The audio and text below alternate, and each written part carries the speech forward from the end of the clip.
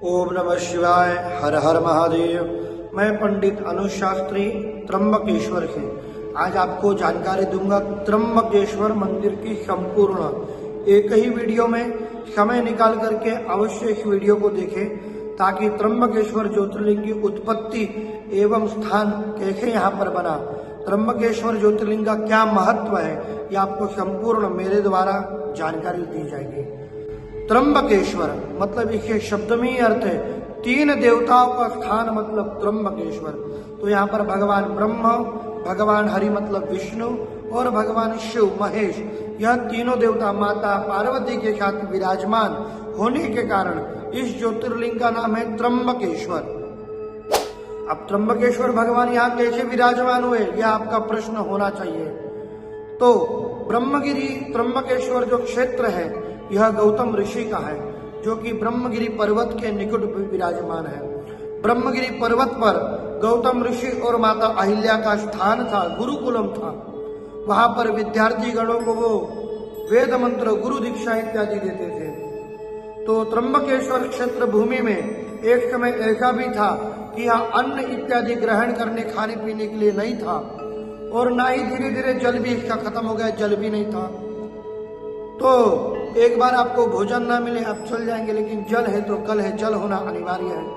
तब गौतम ऋषि ने भगवान इंद्र की तपस्या करके उन्हें प्रसन्न किया और उनके द्वारा यहाँ पर अक्षय जल का निर्माण किया। अक्षय जल जब लेने सभी त्र्यंबकेश्वर वासी पहुंचे तो ब्राह्मणों में और अहिल्या माता में थोड़ा विषय चर्चा हुई कि गौतम ऋषि की धर्मपत्नी माता अहिल्या ने बताया कि यह त्र्यंबकेश्वर में जो जल है अक्षय जल, इसकी कभी भी समाप्ति नहीं होगी।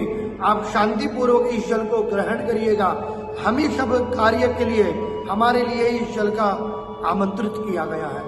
परंतु ये बात उन्हें ना समझ में आते उन्होंने अपने ऋषिमुनियों के एवं ब्राह्मणों से बताया कि गौतम ऋषि ने यहाँ पर गोदावरी की उत्पत्ति की, तो उन्हें अहंकार हो गया, वो हमें जल नहीं लेने दे रहे हैं।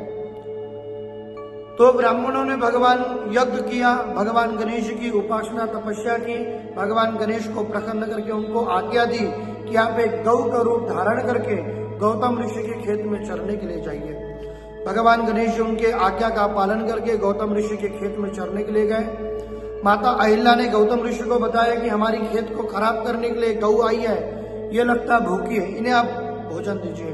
तब गौतम ऋषि ने उनको अन्न ग्रहण करवा करके जल पिलाया, और जैसे ही कुशा से उन्हें किनारे करने का प्रयत्न किया खेत से निकालने का, वैसे ही वो गौ वहां पर हत्या को प्राप्त हो गई। तो गौतम ऋषि को क्या लग गया, गौ हत्या का पातक। समस्त ब्राह्मण और ऋषि मुनि उन्हें कहने लगे कि आपने यहाँ पर गौ की हत्या की है, आपको त्र्यंबकेश्वर भूमि में रहने का अधिकार नहीं है। तो अगर आपको त्र्यंबकेश्वर भूमि में रहना है तो आपको यहाँ पर प्रायश्चित कर्म करना होगा। तो गौतम ऋषि ने उनके प्रश्न पूछा कि इसका प्रायश्चित क्या। तब ब्राह्मण और साधु संत ऋषि मुनियों ने उन्हें बताया कि आपको यहाँ पर भगवान भोलेनाथ जी की उपासना पूजन करके गोदावरी माता की उत्पत्ति करनी है। यह तपस्या भगवान ऋषि मुनि ने, साधु संतों ने बताया। तब जाकर के गौतम ऋषि और माता अहिल्या ने यहाँ पर 1.25 लाख शिवलिंगों का बनाया और यहाँ पर स्थापित किया, उनका पूजन अर्चन किया, जिसके करने से भगवान भोलेनाथ अति प्रसन्न हुए। और तीनों स्वरूप में यहाँ पर आकर के गौतम ऋषि से कहा कि आपके पूजा पाठ इत्यादि से हम अति प्रसन्न हुए हैं, आपको जो भी वरदान चाहिए वह आप हमसे मांगे। तब गौतम ऋषि ने भगवान से कहा कि मुझे किसी प्रकार का कोई आशीर्वाद एवं नहीं चाहिए, आपका दर्शन होगा यही मेरा बड़ा सौभाग्य है। परंतु मेरे ऊपर जो पाप लगा है, ये पाप से मुक्त करने के लिए आप गोदावरी की उत्पत्ति यहाँ करिए। तब माता पार्वती ने बताया कि आप जिस चीज के लिए प्रायश्चित कर रहे ऐसा कोई पाप आपको नहीं लगा है, तो मानो हुए हैं, आपको जो भी वरदान चाहिए वह आप हमसे मांगे। तब गौतम ऋषि ने भगवान के कहा कि मुझे किसी प्रकार का कोई आशीर्वाद एवं नहीं चाहिए, आपका दर्शन होगा यही मेरा बड़ा सौभाग्य है। परंतु मेरे ऊपर जो पाप लगा है, ये पाप से मुक्त करने के लिए आप गोदावरी की उत्पत्ति यहाँ करिए। तब माता पार्वती ने बताया कि आप जिस चीज के लिए प्रायश्चित कर रहे ऐसा कोई पाप आपको नहीं लगा है। तो माता पार्वती ने भगवान को कहा कि जिन्होंने इनके साथ छल किया है उन्हें आप दंड दीजिए। तब गौतम ऋषि ने कहा कि मैया इन्हें किसी प्रकार का दंड न दीजिए, क्योंकि इन्हीं के आशीर्वाद के एवं इन्हीं की आज्ञा के आप लोगों के दर्शन मुझे प्राप्त हुए हैं। तब भगवान भोलेनाथ जी से गौतम ऋषि ने कहा कि आप गोदावरी का यहाँ आवाहन करिए, जिसमें मैं स्नान करके अपने समस्त पापों के मुक्त हूँ। भगवान भोलेनाथ जी ने अपनी जटा पटक के गोदावरी माता को लाया। गोदावरी माता से भगवान ने कहा कि आपको इस त्र्यंबकेश्वर क्षेत्र में उत्पन्न होना है और यहाँ के पूर्व की ओर दक्षिण की तरफ बहना है, इसलिए इसका दूसरा नाम है दक्षिण वाहिनी गोदावरी। परंतु गोदावरी माता ने भी भगवान भोलेनाथ जी से एक अपेक्षा, एक प्रार्थना की कि प्रभु आपकी आज्ञा का मैं पालन तो कर रही हूँ, परंतु मेरी भी एक इच्छा अपेक्षा है कि आप भी यहाँ पर तीनों स्वरूप ब्रह्म विष्णु महेश, इन तीनों स्वरूप में माता पार्वती के साथ विराजमान हो। तो भगवान भोलेनाथ जी ने गोदावरी को और गौतम ऋषि को आशीर्वाद दिया एवं वचन दिया कि यहाँ पर हम तीनों देवता माता पार्वती के साथ विराजमान होंगे।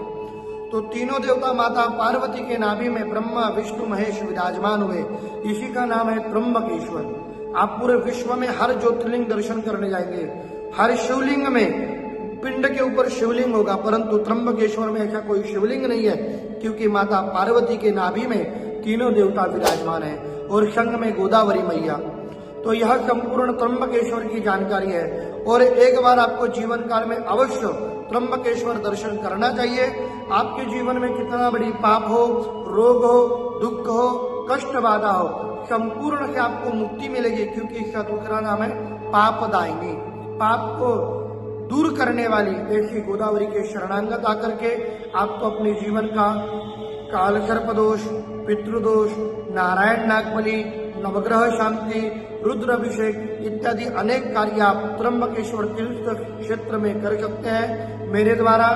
ओम नमः शिवाय, हर हर महादेव। अधिक जानकारी के लिए संपर्क करें।